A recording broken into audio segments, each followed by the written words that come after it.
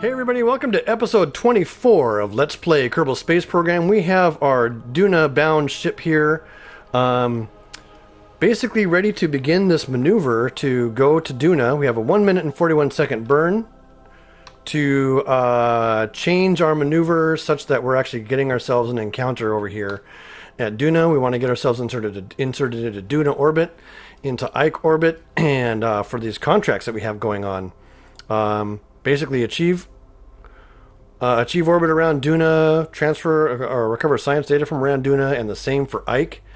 Ideally, I want to land on Ike and come back with science data from there. I know it's actually a pretty easy landing space for international stuff or interplanetary stuff.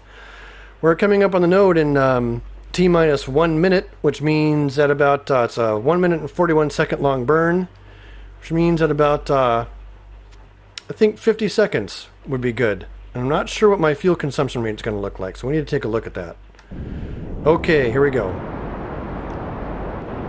So we have maybe 300 seconds worth of fuel. That is about 5 minutes, probably, worth of fuel in this upper stage. I don't know if it's counting all the fuel tanks, though. So really in the lower tanks I only have 196 plus 90 plus 90.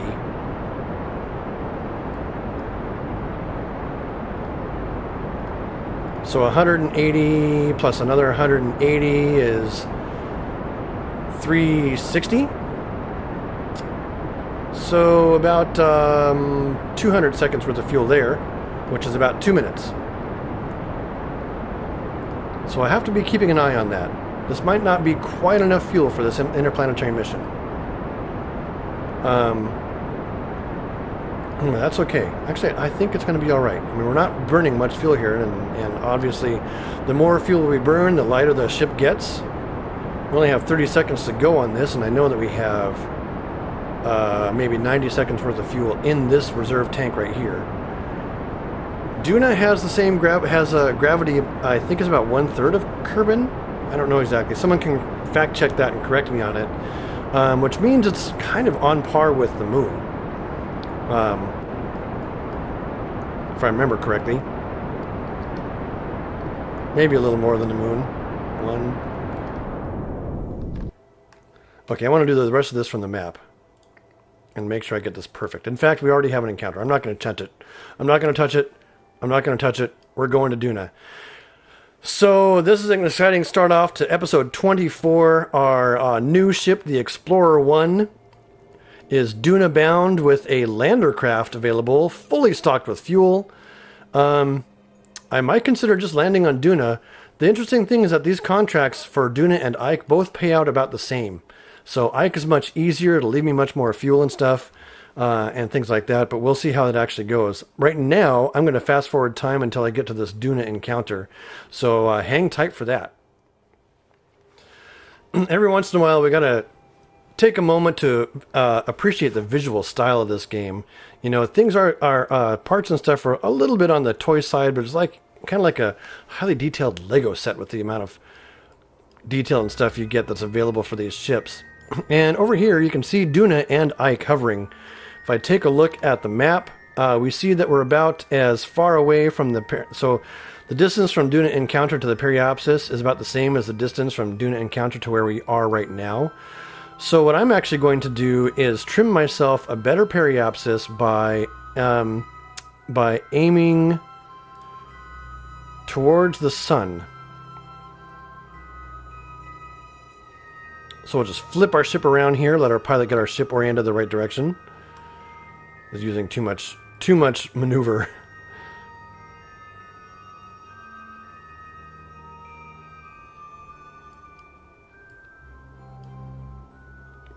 Okay, there we go. Now, as I thrust this direction towards the sun, what that's going to do is push the Periapsis closer to Duna, and we'll be able to get ourselves an actual encounter. So you can see the Periapsis changing now. And I want to get this Duna encounter, in fact, hang on one second. I want to get information on Duna. The atmosphere goes up to 50,000 meters. So what I could do is I could probably aerobrake at maybe 40,000 meters. Just a little bit of aerobraking.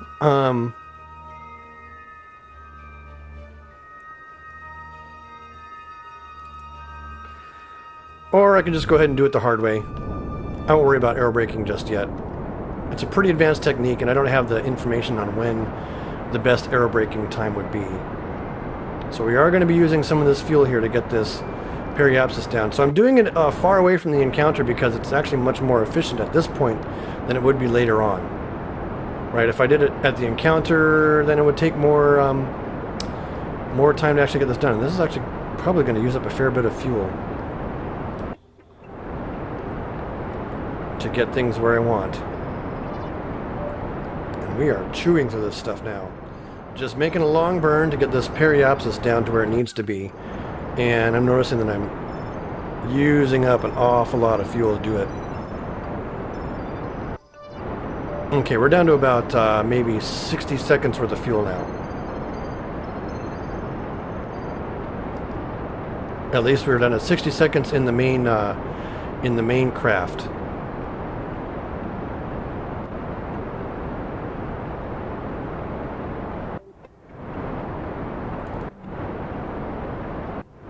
I can watch on patched conics here what this thing's going to look like.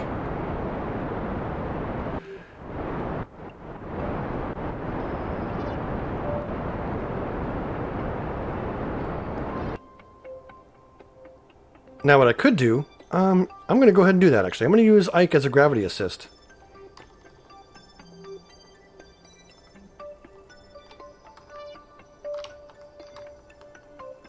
Overshot again.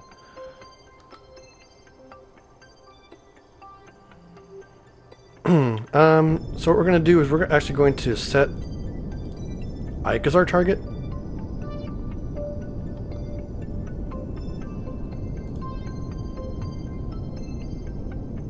And we will sling around Ike and do our braking on Ike to get ourselves where we want. So Ike, focus view.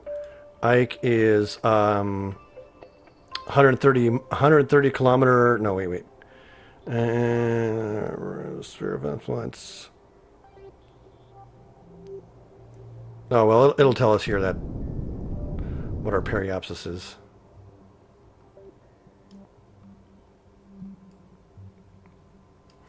Okay, we'll trim the rest when we actually get to encounter. Actual Duna encounter now.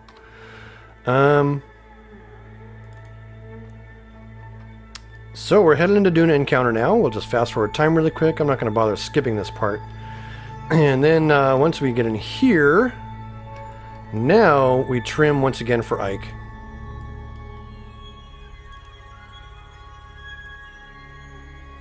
So you can see as each encounter actually changes, the encounters change. So we need ant-to-orbit radial.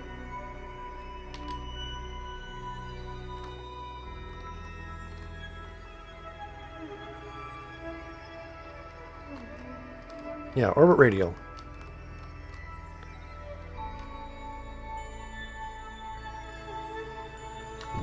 Put a little bit of fuel on there. And these type of maneuvers far out in space don't use much fuel. So I'm not worried about that too much. I want to set this to maybe 20 kilometers. We also need an orbit normal to bring this up to more of a more equatorial. Oop. Or was it? Or I must have been. I'm backwards. I'm upside down and backwards. Yeah. I was upside down and backwards. Okay. I just want to adjust this to an equatorial. So I'm doing a lot of dead stick flying, which is fine.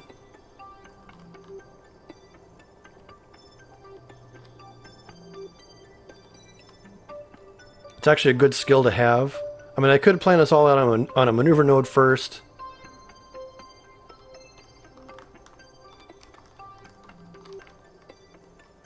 but as you start to understand what all these symbols mean and what they do to your orbit, it's actually pretty easy to just use them to manipulate where you want to be. 30,000 meters. Now, at this periapsis, how much of a burn is it going to take for us to establish an orbit around Ike? Yikes. That is a monster burn.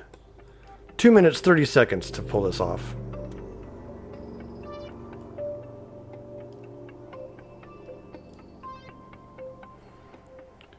Two minutes, 30 seconds. I need a calculator.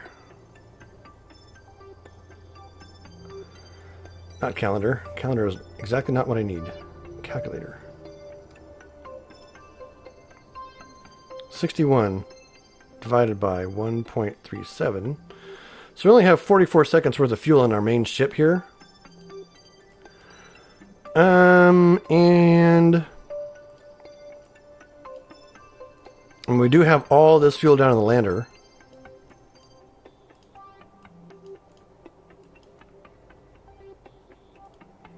Do we want to send our scientists on a one-way trip to Ike?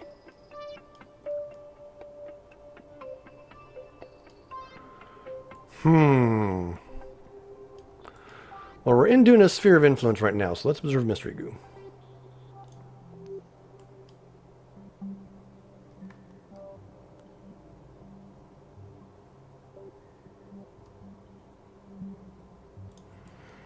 Our assumption is that we're going to bring this back. I want this on the surface of Ike. And I want that on the surface of Ike.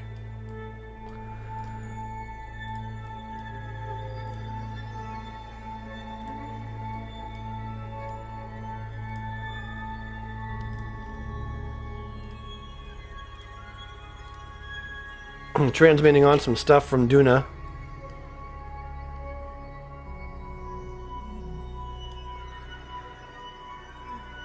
Alright, we're getting a money injection for that. Okay, now. What to do about this fuel situation? We don't have enough fuel really to...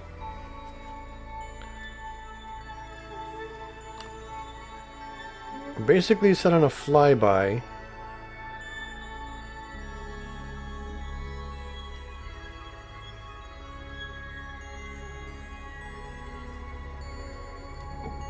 Another possibility, rather than burning all the fuel for an actual full-blown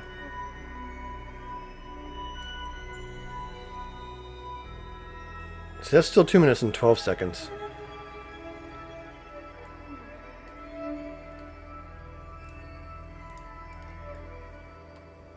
It's a 2 minute 12 second burn.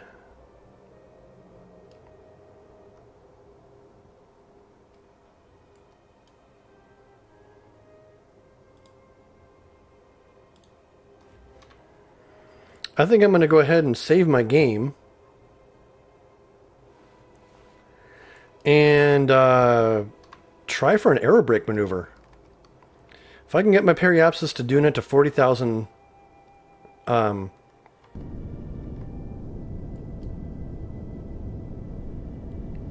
40,000 meters.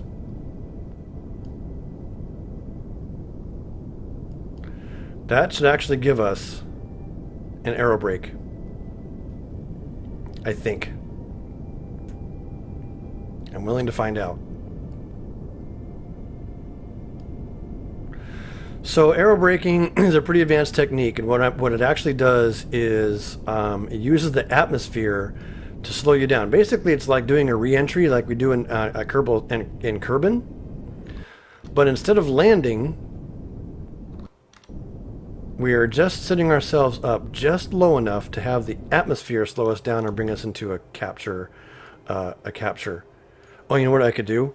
I'll be right back. I'll actually check on the internet and see if there's a suggested aerobrake height. Okay, so I looked online at an aerobrake calculator for this, and it basically says, get myself down to 15,000 meters. I'm not sure if I want to do 15,000 meters. That seems awfully low. But I will try 20,000 meters and see how it goes. Okay. I'll quick save here in case I need to come back to it. Okay, so we're coming up on an aero brake maneuver. Hopefully I got the heights right and everything. In order to protect my solar panels, we're going to retract them. And we're going to go ahead and keep ourselves pointed prograde the whole time. And just let the ships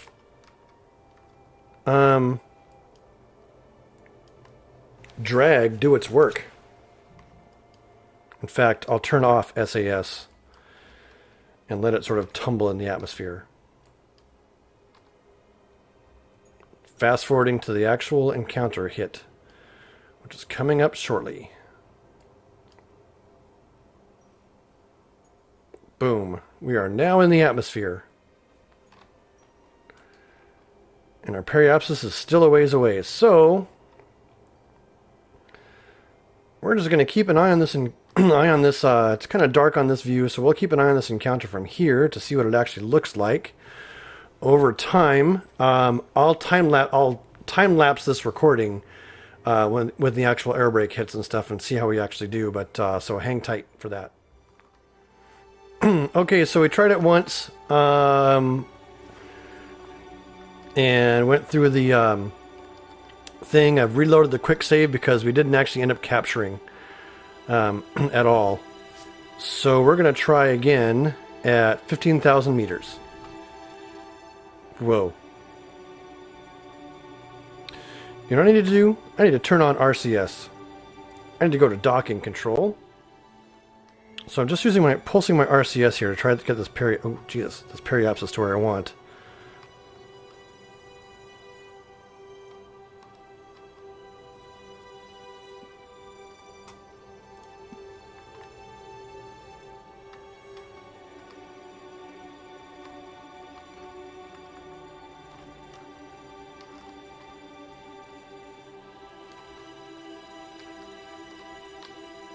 RCS is really good for this type of fiddly work.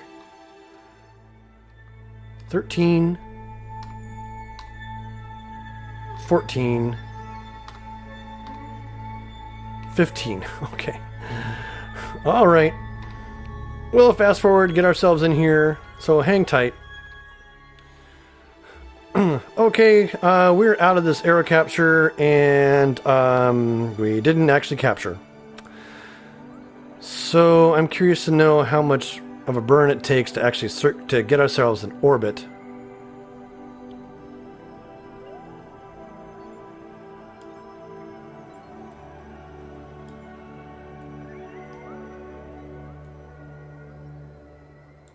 Looks like it takes 38 seconds to get an orbit that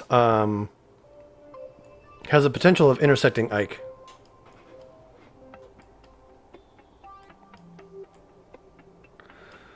So I think I'm going to go ahead and just do that.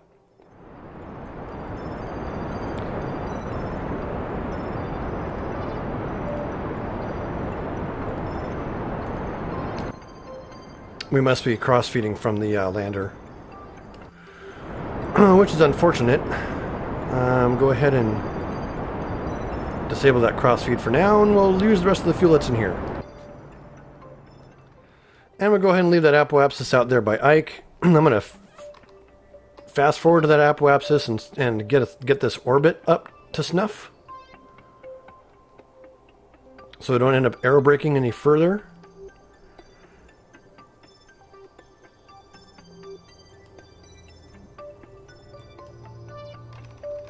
Okay, prograde. I do need to get in here and extend our solar panels again. So we're just going to get this periapsis to above the atmosphere.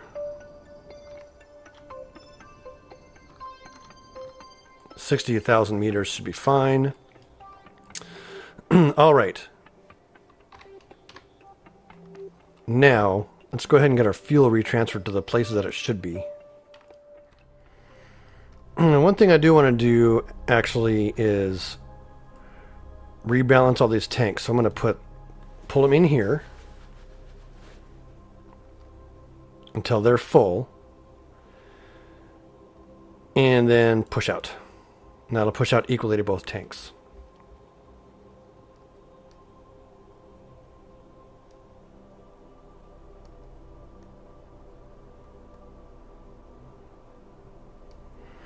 Okay, so that's it. That's the fuel we have to get ourselves back to Kerbal from here. Anything we do now is going to be done with the lander. So we have established an orbit though around Duna, so we got some funds for that. So I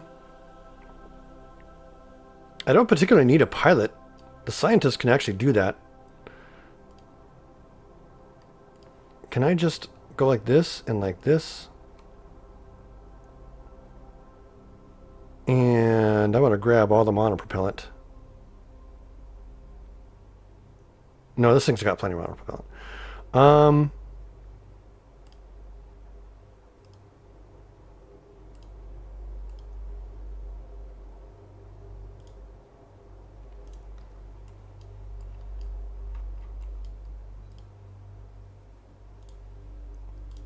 There's no point in that. Okay.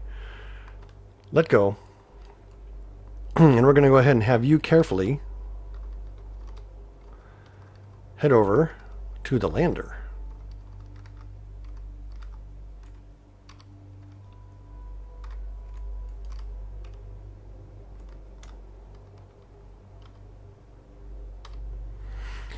Okay, we're all set for orbital maneuvers within Duna with this lander and this recovery vessel. We're going to wrap the episode up here for episode 24. And you'll have to check out the conclusion of all this in episode 25 when we land on wherever we can land and do whatever other kinds of stuff we can do. So until then, keep flying and stay shiny. Goodbye!